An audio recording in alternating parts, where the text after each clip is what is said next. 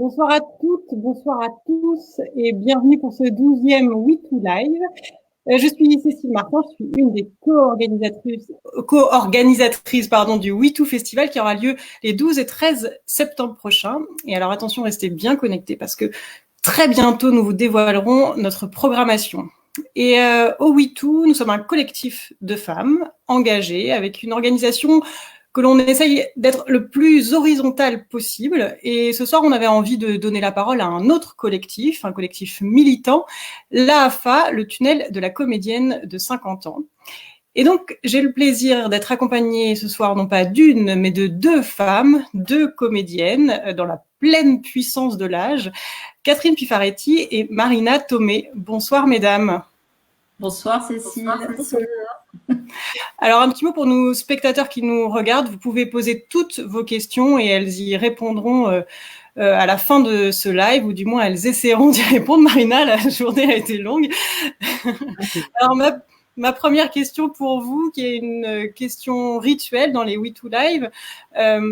Depuis quand êtes-vous féministe et est-ce qu'il y a eu un déclic ou est-ce que ça a toujours été dans vos valeurs ou pas du tout? Catherine Pifaretti? Non, il y a eu un déclic chez moi, clairement. C'est-à-dire que avant, j'y pensais pas. C'était pas une question que je me posais. C'était normal, mais j'avais pas encore réfléchi vraiment à tout ce qui se cachait derrière la notion d'être militante ou pas par rapport à un féminisme. Et clairement, c'est la maternité qui a déclenché ça chez moi, parce que j'ai eu deux filles. Et c'est en les élevant que je me suis dit que là, j'avais une responsabilité à côté de laquelle je ne pouvais pas passer. Et c'est à partir de ce moment-là que j'ai commencé petit à petit à réfléchir un peu plus précisément à ce que c'était pour moi qu'être féministe et à décider quelle féministe je voulais devenir.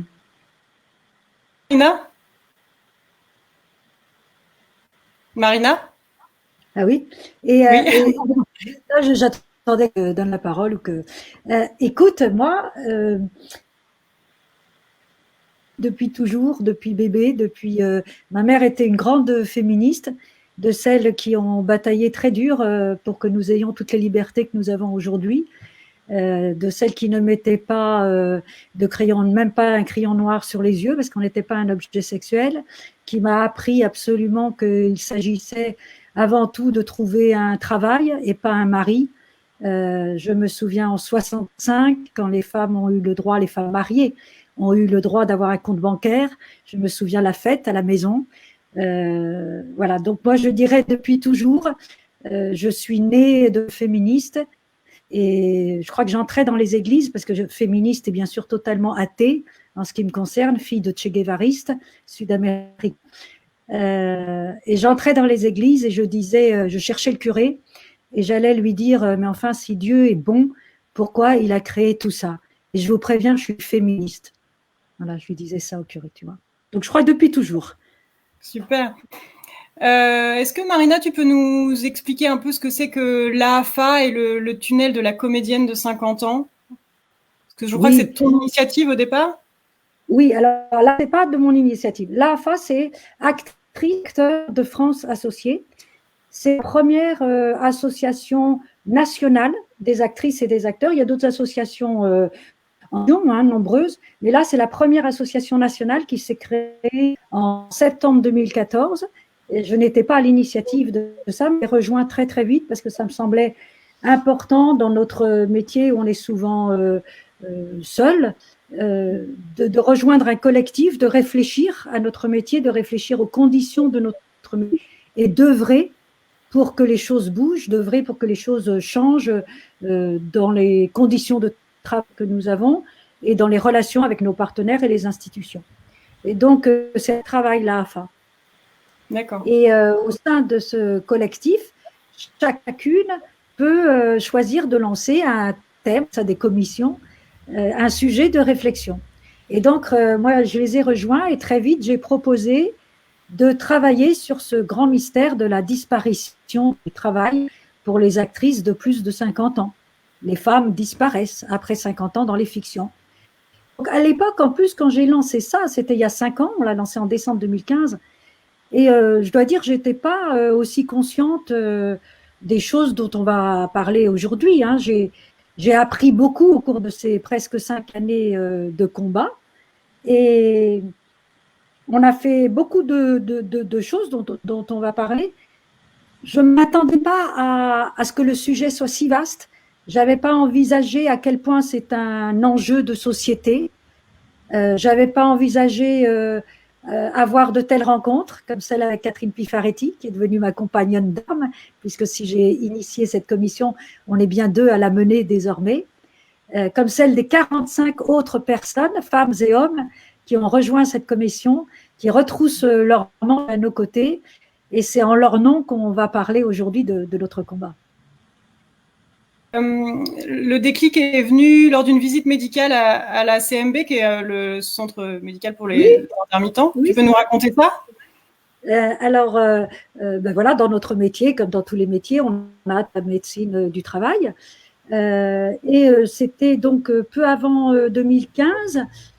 Je me rends à cette visite médicale, le docteur me fait entrer, tout ça, et me demande avec un air très, très aimable, mais est-ce que ça va? Est-ce que vous avez du travail en ce moment? Comment ça se passe? Bon, alors effectivement, je lui dis bah, que non, là c'est un petit peu dur, il y a moins de propositions qu'avant. Je travaillais beaucoup, je tournais pas mal, moi, avant la cinquantaine. Et je disais, ben non, là, les rôles vraiment se raréfient. Mais bon, comme tout le monde, je pensais que c'était de ma faute, hein, parce que on subit une discrimination sexiste, on ne le sait pas.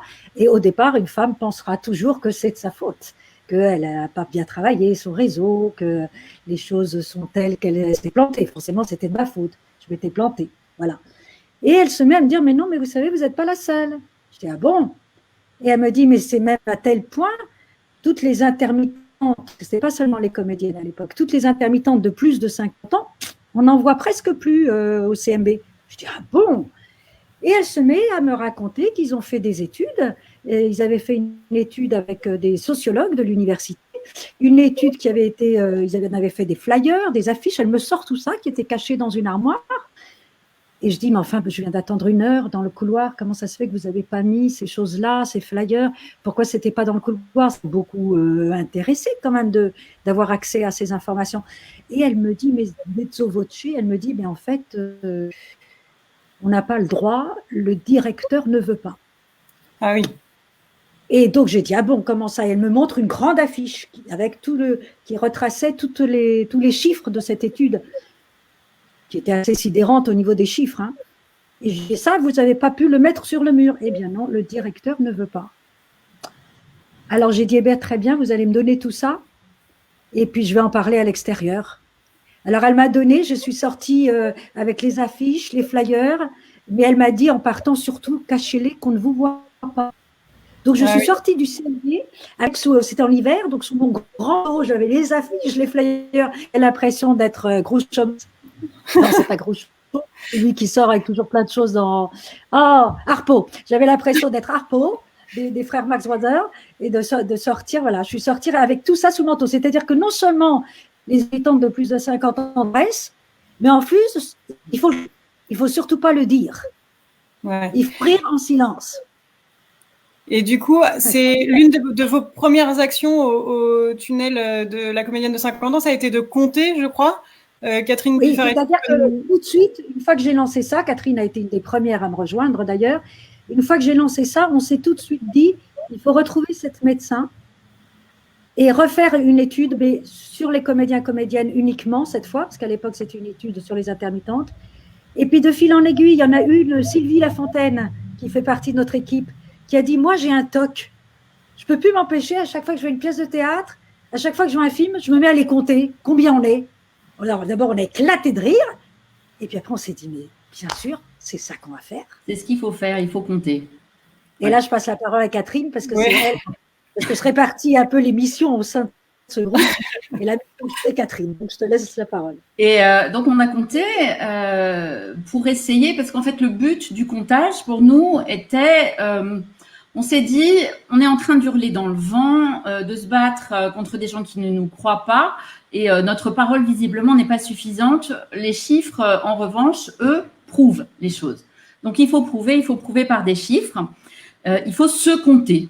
Donc on est parti en 2015, on a pris tous les films français sorti en 2015, et on a recherché les âges de tous les actrices et tous les acteurs présents au casting de ces films, pour réussir à en sortir des chiffres. Quand on voulait savoir combien représentaient les actrices de plus de 50 ans dans les films. Et puis parallèlement, on s'est dit, bon, les films c'est bien, mais il faut aussi qu'on sache au départ combien on représente en tant que force vive de la société française.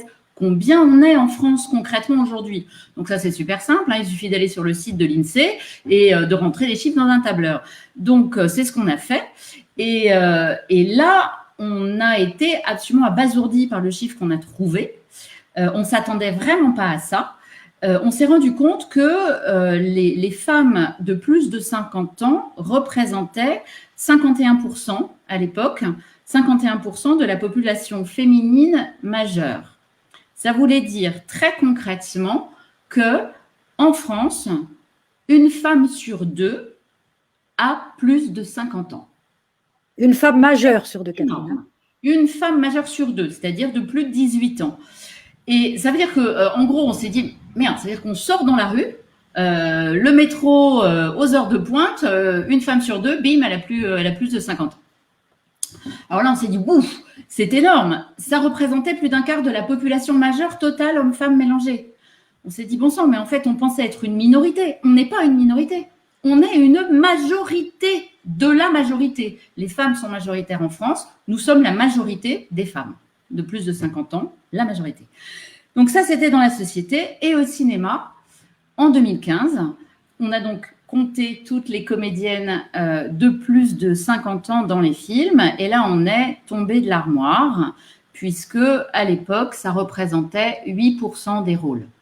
51% de la population féminine majeure, 8% des rôles. Et là, on s'est dit, waouh!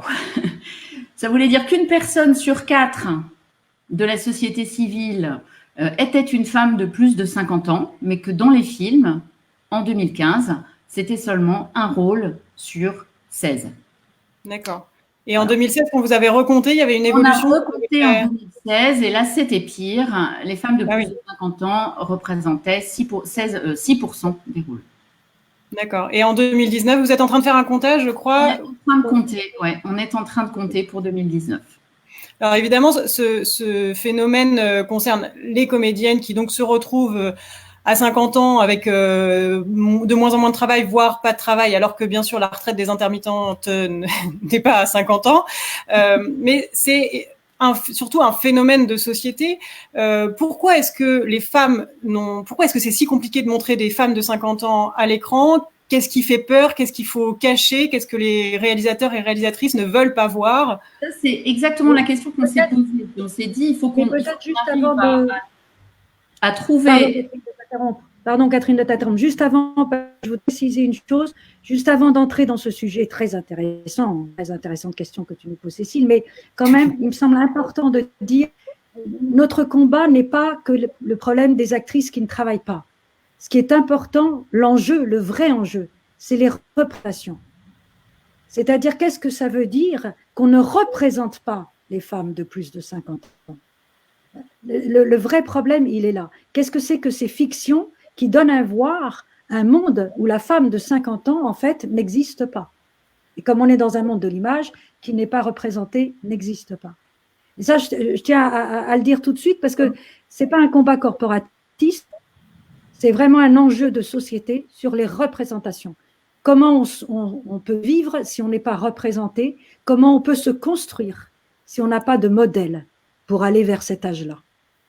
Et est-ce que vous avez des pistes pour comprendre cette absence de représentation, justement? Parce que je crois que vous avez fait pas mal de colloques, de rencontres avec des sociologues, donc j'imagine que cette situation est beaucoup analysée. Qu'est-ce qu'il en ressort? C'est à ça que je voulais en venir. C'est-à-dire qu'on s'est dit, il faut comprendre pourquoi, et il faut peut-être aller interroger des gens qui sont en dehors du cinéma, mais qui sont dans la société, et puis des gens aussi qui ne font pas partie prenante de l'industrie du cinéma, mais qui l'observent, c'est-à-dire des chercheurs. Et on a lancé un premier grand colloque qui s'appelait « L'étrange et fabuleux destin du personnage féminin de 50 ans ». Et on y a invité des sociologues et des chercheurs. Et là, ils nous ont aidés à pointer du doigt justement le problème, cette question que tu poses, et à pointer du doigt que oui, on avait raison, ça n'était pas un problème de comédienne en mal de rôle, mais un véritable enjeu de société, et qu'il se cachait quelque chose derrière l'invisibilisation des comédiennes, donc des femmes de plus de 50 ans. On a, par exemple, eu un psychiatre, un médecin psychiatre et pédopsychiatre qui s'appelle Thierry Delcourt, qui a eu une formule qui disait exactement ce qu'on essayait d'expliquer, qui nous a parlé de ce qu'il rencontrait lui en cabinet, ce qu'il appelle la double violence, c'est-à-dire ce que Marina décrivait à l'instant. Il nous disait qu'en fait, il rencontrait en cabinet des femmes qui approchaient la cinquantaine et qui se disaient « Mon Dieu, mon Dieu, mon Dieu, je vais mourir, je vais vers la mort », en fait, qui envisageaient ce passage à la cinquantaine comme quelque chose de monstrueux, et en même temps, des jeunes femmes, puisqu'il est pédopsychiatre, des adolescentes en particulier, qu'il avait frappées dans le sens où elles ne se projetaient pas dans l'avenir, vers l'avenir, puisqu'elles n'avaient pas finalement de rôle modèle auquel s'accrocher, dans lesquels se projeter pour imaginer pouvoir un jour avoir un rôle dans la société, donc exister quelque part dans leur vie. Et cette double violence-là, on la retrouve effectivement chez les ados aujourd'hui, on la retrouve aussi dans la société civile, quand on interroge les femmes de l'entreprise, qui nous décrivent toutes le plafond de verre qu'elles atteignent à la cinquantaine, là où les hommes passent au rôle, à des postes de pouvoir, elles stagnent. Et le manque de représentation à l'image, il y est certainement pour quelque chose. En fait, le cinéma, même s'il est... Ça, c'est ce que les chercheurs en cinéma nous ont bien expliqué, et les sociologues aussi. Le cinéma, même s'il est un objet de création, évidemment, il n'est pas question de toucher à la création, mais malgré lui, il est quand même porteur de normes, il est quand même porteur de valeurs, et malgré lui, il contribue à fabriquer ce qu'on appelle l'inconscient collectif. La télévision, le cinéma fabriquent l'inconscient collectif de la société dans laquelle nous vivons. Si dans cet inconscient collectif, la femme de plus de 50 ans n'est pas représentée, alors elle n'existe pas dans la société. On ne comprend même pas pourquoi il faudrait la faire avancer. Et c'est pour ça que le combat est important. Ouais, d'autant plus que, comme tu le disais, à 50 ans, c'est possiblement le moment où on est un peu au zénith de notre carrière, où on peut être représentée, voilà. Être une dirigeante d'entreprise, etc. Donc du coup, ça veut dire qu'on n'a pas de représentation de femmes puissantes, femmes politiciennes, dirigeantes, ou voilà, on manque de modèles de femmes puissantes. On est 20 représentations, les femmes puissantes. Les femmes, parce qu'à 50 ans, les hommes comme les femmes arrivent à leur maturité psychique, professionnelle, affective. Enfin, on arrive à un accomplissement. C'est souvent à partir de 50 ans qu'on fait les plus belles choses professionnellement. Eh bien, ça, on ne le montre pas. Donc, autant on a une image d'homme de plus de 50 ans, rayonnant, puissant, professionnellement remarquable, qui ont du pouvoir, autant on a une image de femmes qui disparaissent. Donc, dans les fictions, nous continuons à montrer que le but des femmes, le seul but, c'est de procréer, c'est d'être séduisante et de procréer. En 2020, le cinéma montre la femme comme un ventre qui procrée.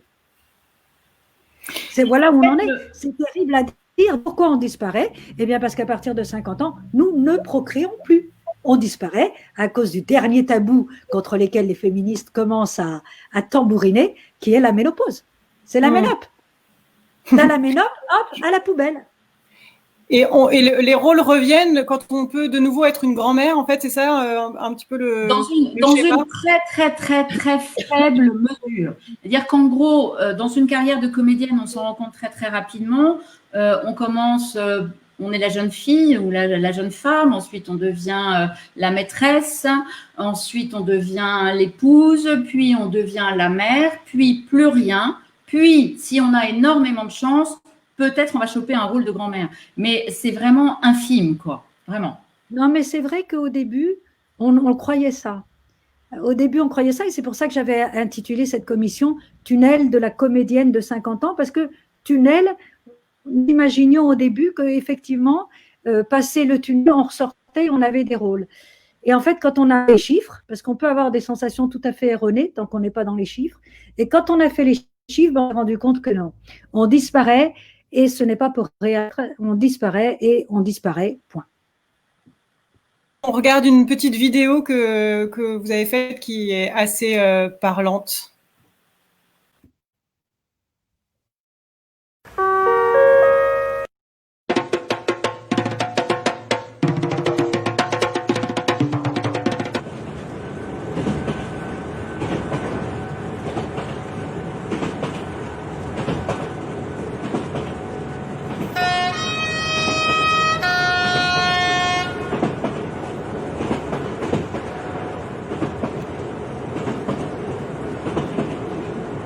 Les fictions transportent des normes, des valeurs, fournissent des modèles. Alors qu'est-ce que c'est une société qui se raconte en évinçant de ses histoires les femmes de plus de 50 ans? Qu'est-ce qu'on raconte à nos mômes? Qu'est-ce qu'on se renvoie nous-mêmes comme miroir?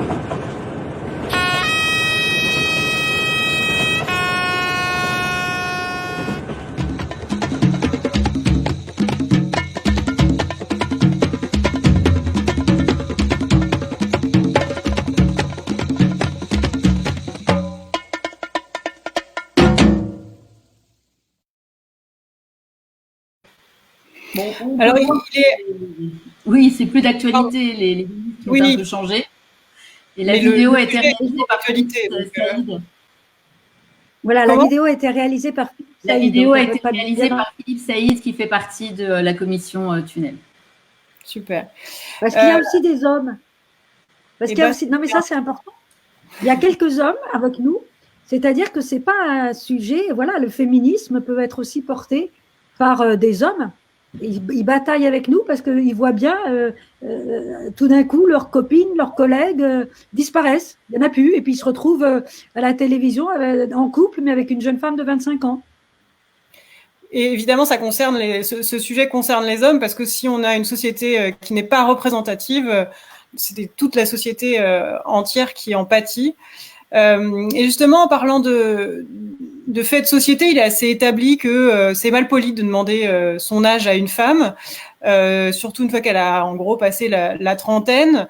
Est-ce que vous affirmez facilement votre âge? Est-ce que ça a été du coup quelque chose qu'il vous a fallu aussi déconstruire, se dire ok, j'arrive à un certain âge et je peux l'assumer et j'ai plus de problème avec ça, ou ça s'est fait naturellement? Catherine? Moi, je l'ai toujours dit, ça me pose pas de problème, donc je le dis, j'ai 56 ans. Et c'est vrai que Marina, on a une anecdote à propos de ça pendant le colloque. Oui, moi aussi, je l'ai toujours dit. Je l'ai toujours dit. Quand j'étais plus jeune, je faisais beaucoup plus vieille que mon âge. Donc, ça surprenait tout le monde toujours. Donc, ça m'amusait beaucoup de dire l'âge que j'avais réellement. Et j'ai continué toujours à dire.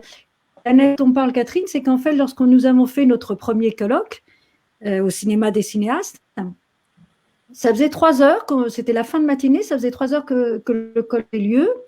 Et Muriel Ross, qui était présente, Muriel Ross qui avait lancé un magazine qui s'appelait Femmes majuscules à l'époque, qui nous a beaucoup aidé dans notre combat au début, puisqu'elle, ça faisait plusieurs années justement qu'elle avait réfléchi à la question des représentations, qu'elle avait conceptualisé les choses. Donc au début, elle nous a beaucoup aidé à avancer dans nos réflexions. Et donc, Muriel Ross prend la parole et elle commence en se présentant en disant « Je suis Muriel Ross et je crois qu'elle avait 58 ans à l'époque. » Et ça m'a vraiment tilté parce que c'était la première à dire son âge comme ça devant une assemblée de 400 personnes. Et j'ai dit, et du coup, je me suis permis de l'interrompre, j'ai dit « Mais ça, Muriel, c'est formidable. Voilà enfin la question de l'âge. » Et donc, j'ai dit, mais moi aussi, tiens, voilà, on ne l'a pas dit. C'est vrai que pour les actrices, c'est toujours compliqué, parce que quand on va au casting, on nous demande quel âge on a. Alors, on a toujours peur de dire plus si le personnage devrait avoir moins, ou de dire moins si le personnage devrait avoir plus. Et puis, si on le dit, ils vont le noter. Alors, dans 10 ans, ils vont penser… Enfin, c'est toujours très, très, très compliqué quand on nous demande notre âge. Et j'ai dit, ben voilà, je suis Marina Tomé et j'ai 58 ans. J'avais 58 ans à l'époque. Conclusion des choses, tout le monde m'a applaudi. C'est quand même hallucinant. Et quelqu'un dans la salle, quelqu'un de notre équipe a hurlé « Tu ne le fais pas !» Et moi, j'ai dit « Merci ». Et à ce moment-là, je me suis dit « Non, mais c'est absolument incroyable ». Tiens, même nous qui sommes dans ce combat, même nous qui menons cette affaire, qui réfléchissons dessus et tout, on me dit que je ne le fais pas. Et je réponds « Merci ». Mais merci de quoi? Oui. C'est une victoire de ne pas faire son âge. Donc c'est vraiment, on déconstruit nous-mêmes dans ce combat, on déconstruit en permanence des tas de mécanismes qu'on a intégrés. Et donc du coup, en ce moment, depuis cette histoire, je n'ai plus jamais dit merci. Et à chaque fois qu'on me demande mon âge, je dis toujours mon âge avec grand plaisir. Et comme en général, on me dit « tu ne les fais pas », eh bien cette fois, je réponds « si, je l'ai fait ». J'ai 60 ans et demi, c'est mon âge aujourd'hui, et c'est une femme, non mais regarde-moi, une femme de 60 ans aujourd'hui, c'est ça. C'est tes représentations qui sont erronées. Ce sont nos représentations qui datent des années 30 parce que justement au cinéma, on ne voit pas de femmes de notre âge. Donc on continue avec des clichés. Et donc quand je dis ça, je dis regarde-moi, ça c'est une femme de 60 ans. Et si je suis en forme et qu'il y a une belle assemblée, j'aime beaucoup faire ça dans une assemblée nombreuse avec plein d'hommes, je lui dis mon âge et en plus je dis et je tape. Et alors, pardon, ça a coupé. Et ça a coupé, j'ai trop crié. Et j'ai la ménope. Voilà. Et j'ai la ménope. Et, oui, et du coup, ça gêne tout le monde parce que voilà les deux choses qu'on ne dit jamais. On ne dit pas l'âge et on ne dit pas je suis ménopausée. C'est une conversation. Derrière la ménopause, ce qui se cache derrière ça, parce que c'est pas la ménopause en tant que telle, c'est la fin de la fertilité. En fait, il y a une, comment dire, il y a un sexisme qui est à double niveau. C'est les deux faces de la même médaille. On va objectiser les jeunes femmes dans les films en leur demandant d'être belles et désirables, donc dans un rôle qui est vraiment sexué. Et on va les faire disparaître après 50 ans, c'est-à-dire à cette barrière de l'âge où arrive la ménope dont on ne parle jamais, donc la fin de la fertilité. Donc en gros, pour être trivial, c'est fertile, baisable, plus fertile, plus baisable à la trappe. Et du coup, on associe complètement la fertilité au désir sexuel, au fait d'être désirable, ce qui n'a absolument rien à voir. Non. Voilà, baisable et enfantable. Je te le confirme. Et sinon... Et c'est aussi nourri par un imaginaire sur la ménopause. Voilà, on imagine la ménopause comme un moment de la vie où on n'a plus de sexualité. Parmi les sociologues que nous avions invités pour l'étrange et fabuleux destin du personnage féminin de 50 ans, il y a une sociologue qui s'appelle Cécile Charlap, qui depuis a sorti sa thèse sous la forme d'un livre qui s'appelle « La fabrique de la ménopause », que je vous conseille, où elle explique très bien toute la fabrication de l'idée de la ménopause telle que nous la comprenons en France. Elle dit qu'en fait, avant les médecins du 18e, la ménopause n'est pas un problème. Et qu'en fait, elle apparaît à partir du moment où les médecins du 18e la médicalisent et en fait un problème en parlant que sous l'aspect du manque. Voilà, manque d'hormones, manque de fertilité, tout est vu par le négatif. Alors que dans certaines autres sociétés, comme au Japon par exemple, c'est l'inverse. La ménopause va, à l'inverse, être vue sous l'aspect du gain. On gagne en sagesse, on gagne en puissance.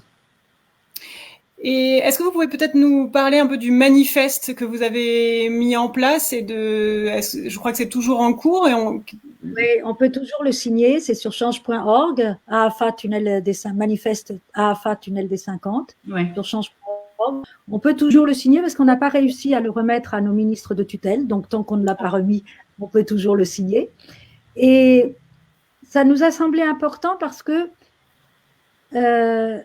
en fait, nous, pour leur situer dans le contexte de ce que nous bataillons, nous, on demande actuellement une étude genrée par âge officiel.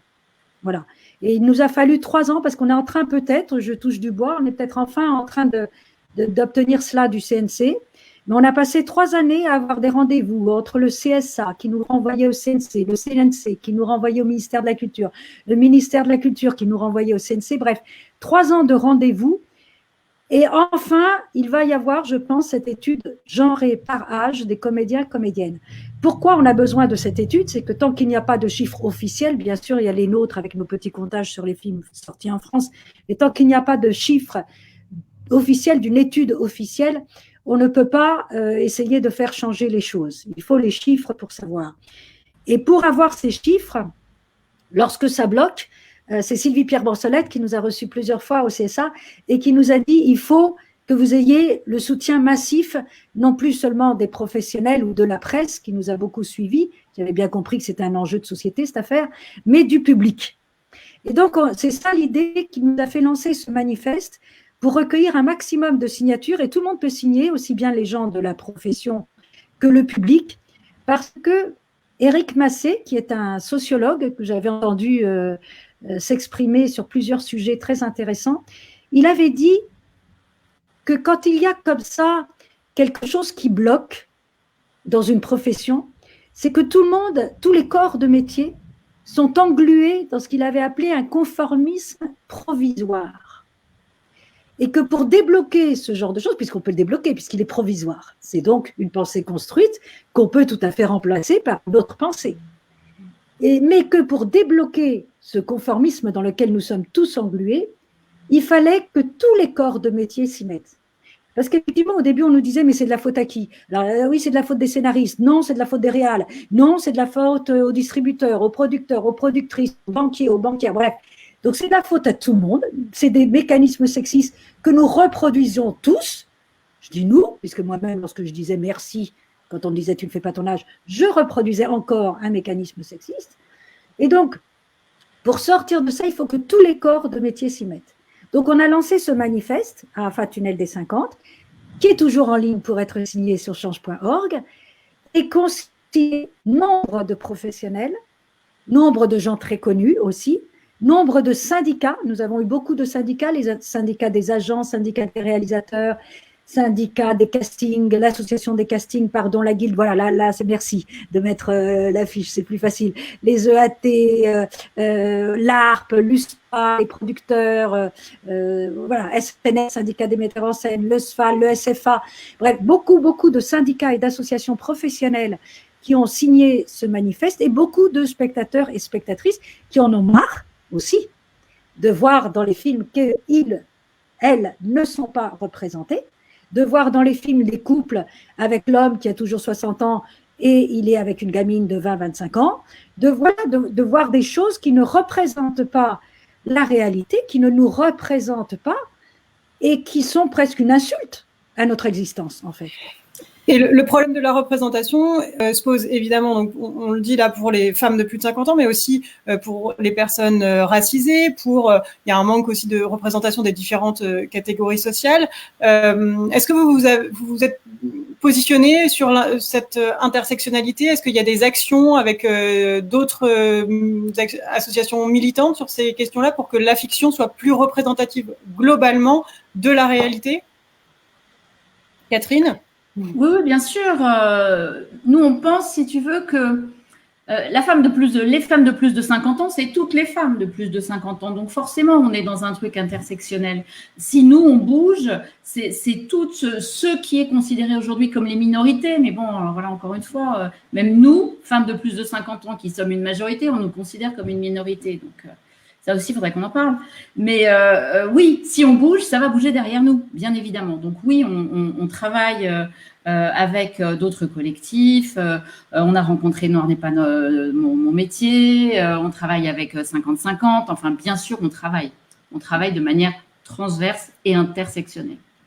D'ailleurs, Aïssa Maïga du collectif Noir n'est pas mon métier était là au cinéma des cinéastes le jour où on a fait cette grande signature officielle du manifeste à Fatunnel des 50 par tous les syndicats et tous les grands professionnels. Elle était là, elle était en train de faire un film, je ne sais pas où elle en est, mais elle prépare un film pour parler justement de cette discrimination des racisés, et elle a filmé des images, elle m'a interviewé après. Donc voilà, on essaye toujours de penser globalement et de chacune tracer son chemin en faisant des parallèles, des moments où on peut trouver. Si je peux me permettre, Cécile, je voudrais juste rajouter quelque chose sur le manifeste. Le manifeste, c'est pas seulement un coup de gueule, hein, c'est aussi quelque chose de positif et qui essaye de donner justement des pistes d'action possibles. C'est pas simplement dire il y en a marre, c'est-à-dire que là, pour nous, et l'engagement que prenaient les professionnels qui ont signé avec nous, c'était d'essayer de penser les choses en amont avec des pistes de réflexion que nous, on donnait, comme par exemple des choses aussi simples que dès l'écriture du scénario, ne pas spécifier de manière genrée les rôles ce qu'on appelle les rôles de fonction, c'est-à-dire les rôles qui ne changent rien à l'histoire s'ils sont interprétés par un homme ou par une femme. C'est-à-dire que dans un scénario, quand on lit l'avocat, à partir du moment où on vit dans cette société qui manque de références, qui manque d'images et tout ce dont on a parlé avant, on pense à un homme. Or, si dans le scénario, il était avocat, entre parenthèses, F/H, dès le casting, un directeur de casting peut dire tiens, ouais, cette comédienne-là, je la verrais bien là-dedans. Et le réalisateur aussi. Donc, ça, c'est juste le manifeste donne des pistes d'action possibles et simples qui ne touchent pas à la liberté de création, mais pourraient considérablement faire changer des choses. D'accord. Et est-ce que quand ce sont des femmes qui...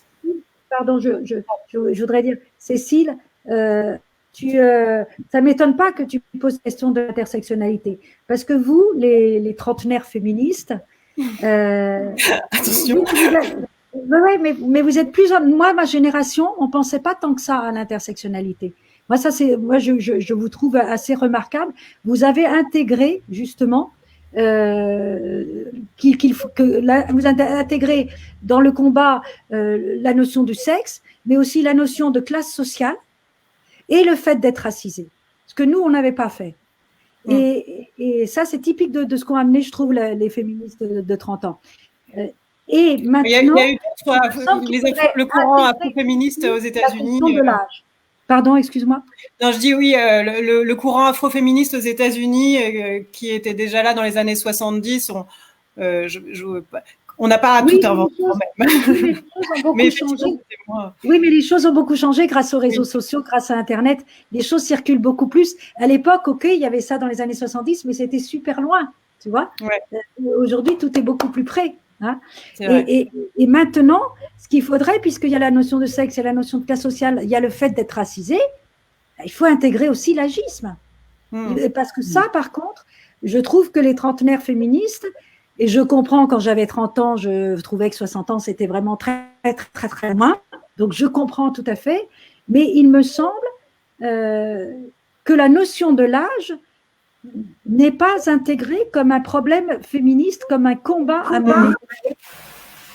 Sans doute qu'on a tellement intégré le fait de vieillir comme une chose négative, et donc la peur de vieillir, et donc pas vraiment envie d'imaginer ces choses-là. C'est ce que tu disais tout à l'heure quand tu disais merci. Enfin voilà, on a intégré ces injonctions de rester jeune. Voilà.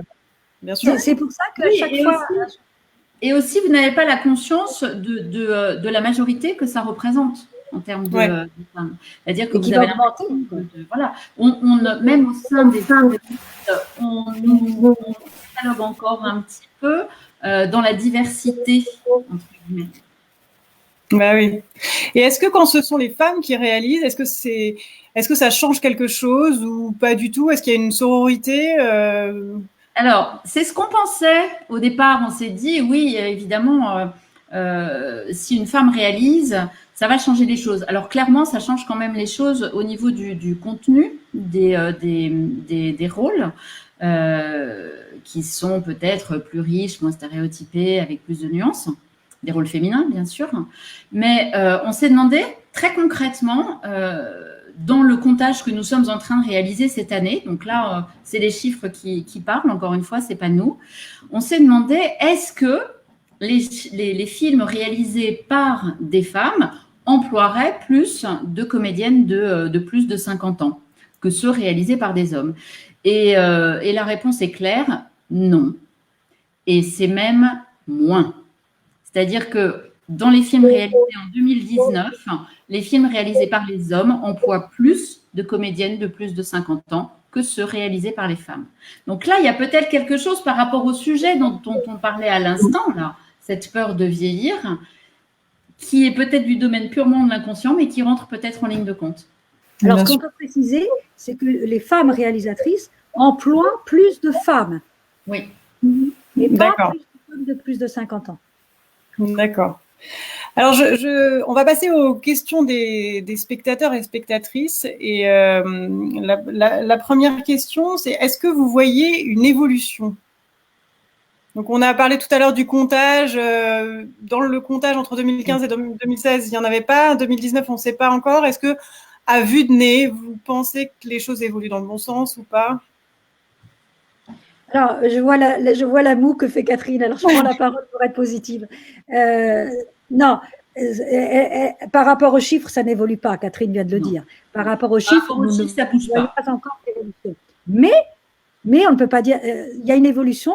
Nous, quand on a commencé à parler de ça, la réaction de la profession en général était mais qu'est-ce que vous racontez? D'abord, c'est pas vrai. Ensuite, c'était mais c'est normal, c'est comme ça. Le cinéma, c'est du rêve. Et puis, c'est toute la société qui est comme ça. Qu'est-ce que tu veux y faire, etc., etc. Et on nous écoutait pas. Et là, quand même, depuis 50 combats, avec tout le relais de la presse, la profession vraiment maintenant nous suit.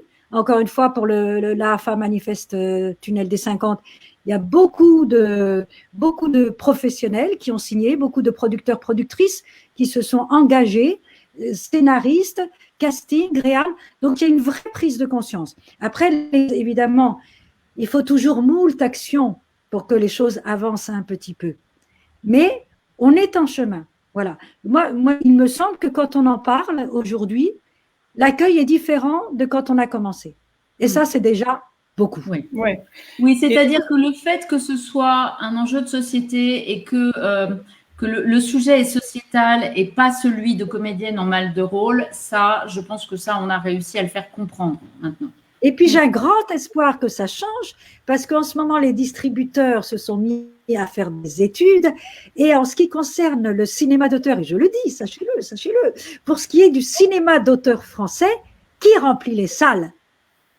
Les femmes de plus de 50 ans. Donc, il y a un moment, les distributeurs, ils sont en train de se dire, bon, si on veut les garder, voilà. Donc, avant le confinement et tout le bordel que nous sommes en train de traverser tous ensemble planétairement, je m'étais dit, on va lancer une grande grève. Les femmes de plus de 50 ans, on ne va plus aller au cinéma où on n'est pas représenté. C'est une bonne idée. Est-ce que c'est une de vos prochaines actions prévues ou qu'est-ce que vous avez prévu comme suite moi, j'aimerais bien, mais l'équipe est là pour retenir mes élans. Déjà, dans les prochaines actions, il y a le prochain comptage de l'année 2019. On va voir déjà ce qu'il va nous apprendre. Alors, à chaque fois qu'on compte, on en tire des conclusions, on en parle avec des journalistes. Enfin, on essaye de le faire savoir. On fait notre travail de pédagogie.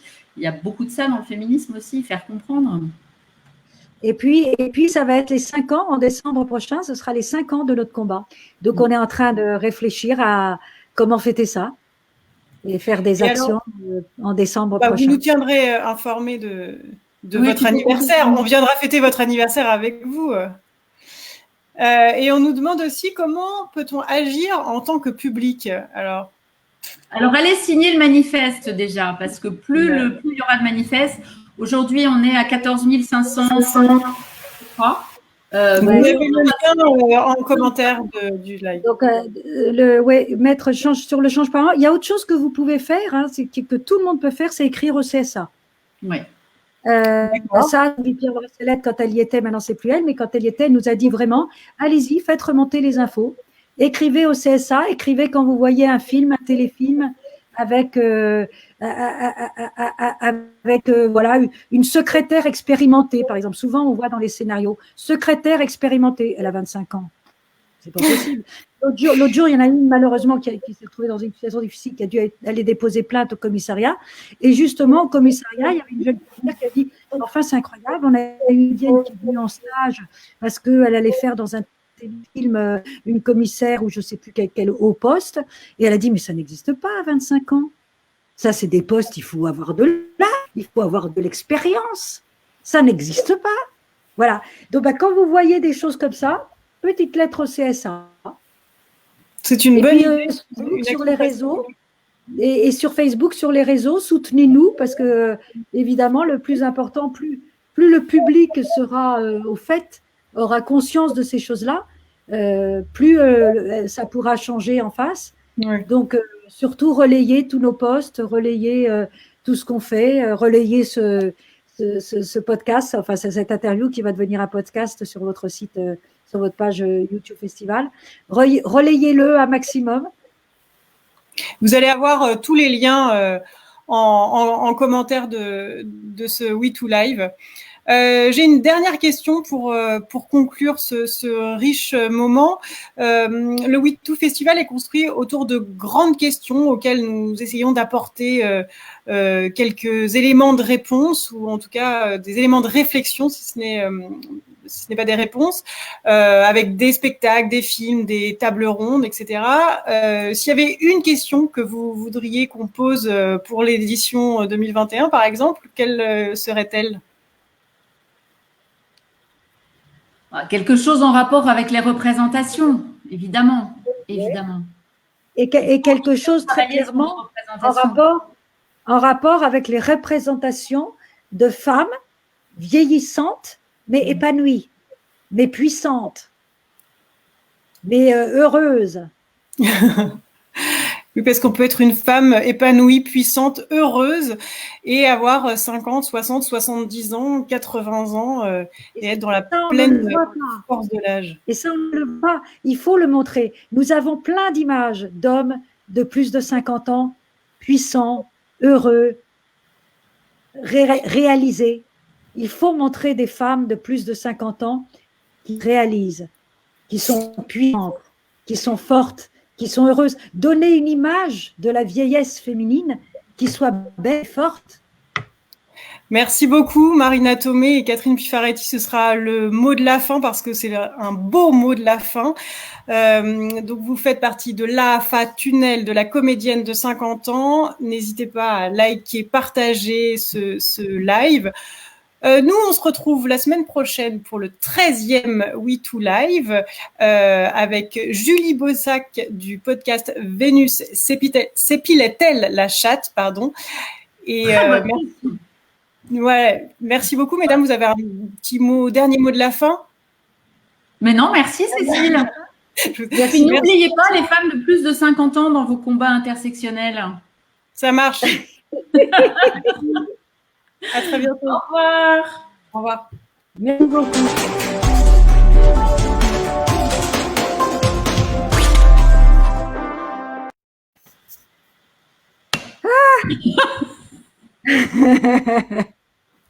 C'est bon, on est plus en direct?